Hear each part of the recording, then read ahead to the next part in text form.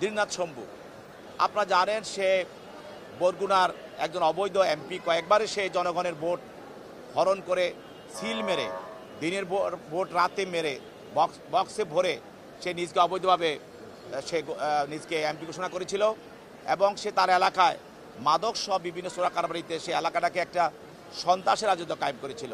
এবং আপনারা জানেন যে সে পরমত অসহিষ্ণু ছিল, যে পরমতকে সে কখনো সহ্য করতো না। এবং বিভিন্ন সময় আমরা দেখেছি যে টক শোতে ঠিক যারা গণতন্ত্রের পক্ষে কথা বলতো এবং তার প্রতিপক্ষ যারা থাকতো তাদেরকে সে মারমুখী ব্যবহার করতো এবং তাদেরকে অনেককে সে হুমকি দুমকিও দিত সে টেলিভিশনে। আজকে সেও একজন ফ্যাসিস্ট হাসিনার অন্যতম সহযোগী।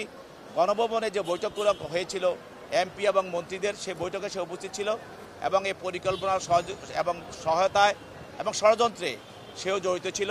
অতএব তাকে এই মামলায়, এটা রহিমাবাদ থানা একটি মামলা, সেখানে ব্যবসায়ী অদূত গত 19/7/24 তারিখে বৈষম্য ছাত্র আন্দোলনে যে গুলি করা হয় সেখানে সে নিহত হয় এবং এই হত্যা মামলায় তাকে এজাহারভুক্ত আসামি হিসাবে আজকে তদন্তকারী কর্মকর্তা আজকে আদালতে এনে তার জন্য 10 দিন রিমান্ড প্রার্থনা করেন এবং প্রার্থনাকারী বলেন যে যেহেতু এই এজাহারকারী আসামি এবং প্রাথমিক তদন্তে তার এই হত্যার সঙ্গে তার বিষয়টা জড়িত থাকার বিষয়টা তদন্তে চলে আসে এবং তাকে আরও জিজ্ঞাসাবাদ করার জন্য এবং পালিয়ে থাকা আসামি তাদেরকে খুঁজে বের করার জন্য, সেও পালিয়েছিল, তাকে পলাতক অবস্থায় তাকে গ্রেপ্তার করা হয়। তার বিষয়ের আলামত উদ্ধার এবং আরও যে এই হত্যার সঙ্গে কারা কারা জড়িত সব কিছু জিজ্ঞাসাবাদ করার জন্য তাকে 10 দিনের রিমান্ড প্রার্থনা করেন বিজ্ঞ আদালত। তার পক্ষে তার আইনজীবীরা ছিল, তার আইনজীবীরা তার রিমান্ড বাতিল জামিনে প্রার্থনা করেন। বিজ্ঞ আদালত উভয় পক্ষের বক্তব্য শোনার পর তার বিরুদ্ধে 6 দিনের রিমান্ড মঞ্জুর করে তাকে তদন্তকারী কর্মকর্তার হেফাজতে প্রদান করেন।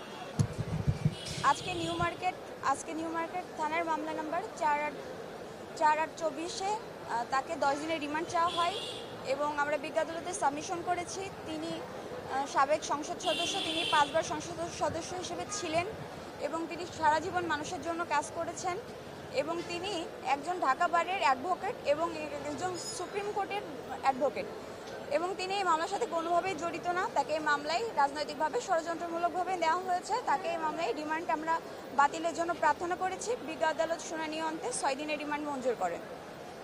আমরা বিজ্ঞ আদালতে বলেছি যে তিনি এই মামলার সাথে কোনোভাবে সংশ্লিষ্টতা নাই, তার এই মামলার না তিনি ওই জায়গাটাতে অবস্থান করেছে, অর্থাৎ ঘটনাস্থলে তিনি ছিলেন না এবং এই মামলার সাথে সম্পৃক্ত কোনো বিষয়বস্তুর সাথেও তিনি ছিলেন না।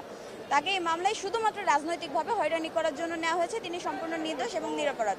তার রিমান্ড বাতিল পূর্বক আমরা জামিনের জন্য প্রার্থনা করেছি। বিজ্ঞ আদালত 2 পক্ষের শুনানি অন্তে তার 6 দিনের রিমান্ড মঞ্জুর করেন। আরএফএল এসডব্লিউআর পাইপি মাপে যা বলে তাই দেয়। RFL SWR pipe and fittings.